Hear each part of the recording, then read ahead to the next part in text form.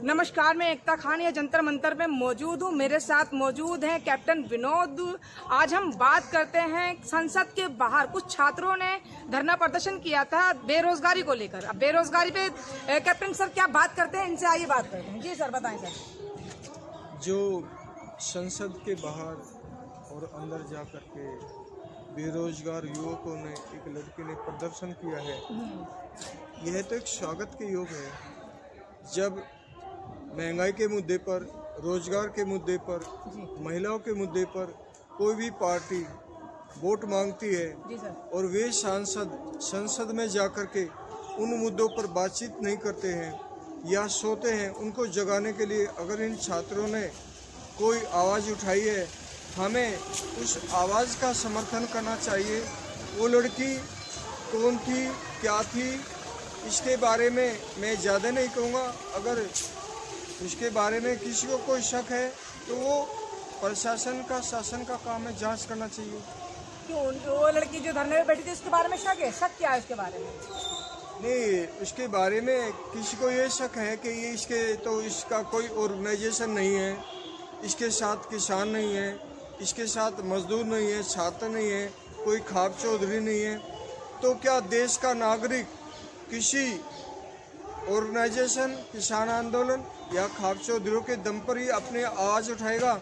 आने वाला समय अगर ये घटना हमें संकेत दे रही है, बेरोजगार छात्र, युवक, युवतियों को अगर रोजगार नहीं मिला, आने वाले समय में किसी राजनीतिक पार्टी के सहारे के बगैर, किसी किसान यूनियन के सहारे के बगैर खाप चौधरियों की मदद के बगैर छात्रों का आक्रोश आंदोलन होगा।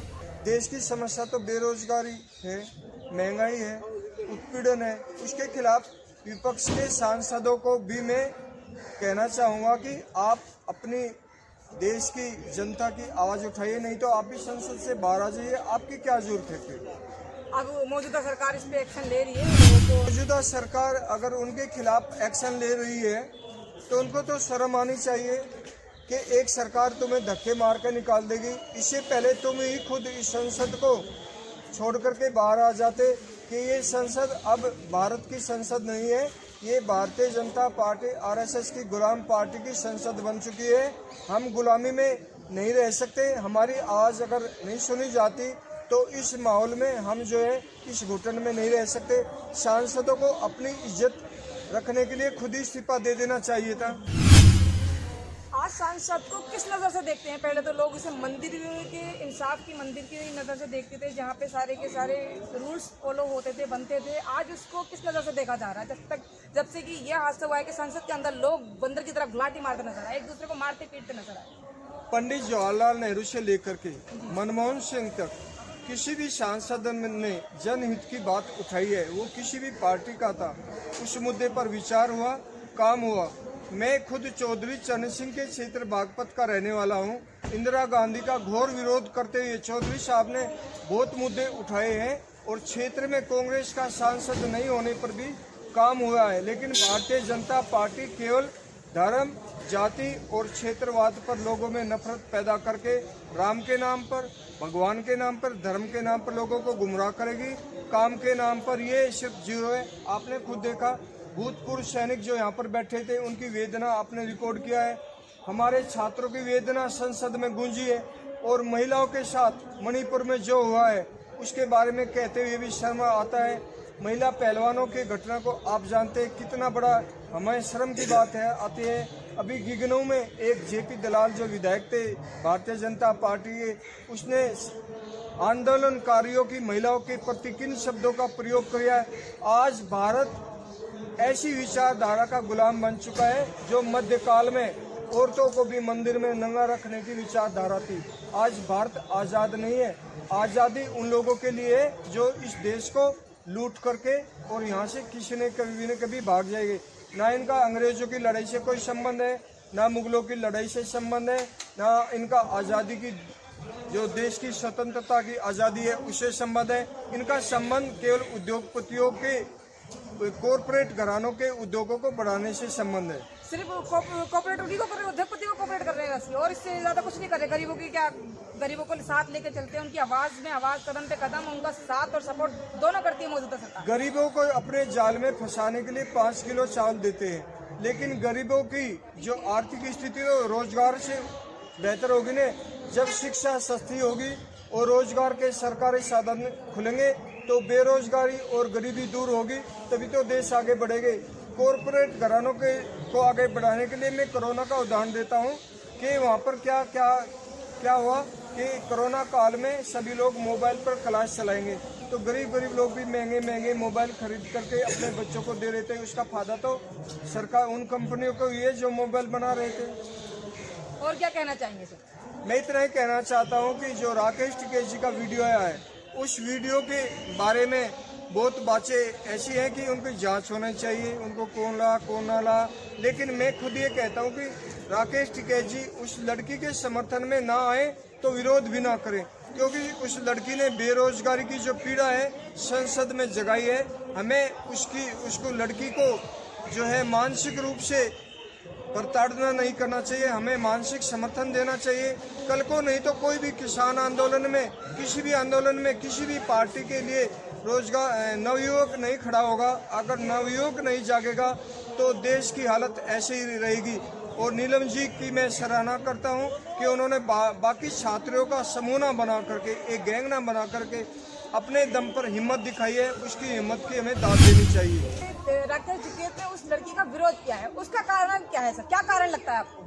देखिए, राकेश टिकैत ने जो विरोध किया है उस वीडियो को मैंने भी पूरा ध्यान से सुना है। उन्होंने कहा है कि ये जो लड़की है हमारा संयुक्त किसान मोर्चा से कोई संबंध नहीं है। मतलब अगर वो किसान मोर्चा से संबोधित होगी तभी कोई अपना मतलब अपनी बात सांसद में रखेगा या फिर कोई प्रदर्शन करेगा उस चीज को। अगर किसानों से जुड़ा हुआ नहीं है तो वो कुछ नहीं कर सकता देश के अंदर। मैं बिल्कुल आपकी बात से सहमत हूँ। राकेश टिकैत जी को ये बयान देने से पहले सोचना चाहिए, या तो राकेश टिकैत जी ने बहुत ही भोलेपन में, बहुत कम उच्च शिक्षित न होने के कारण ऐसा बयान दिया है। कल को कार्यकर्ता भी कोई भी किसान आंदोलन में नहीं मिलेगा। अगर एक पीड़ित महिला या छात्र अपना आवाज़ उठा रहे हैं, वो आवाज़ तो राकेश की होनी चाहिए। अगर वो आतंकवादी थी तो ऐसे फिर कैसे घूम रही है? अब तक वो थाने में होनी चाहिए थी, गिरफ्तार होनी चाहिए थी।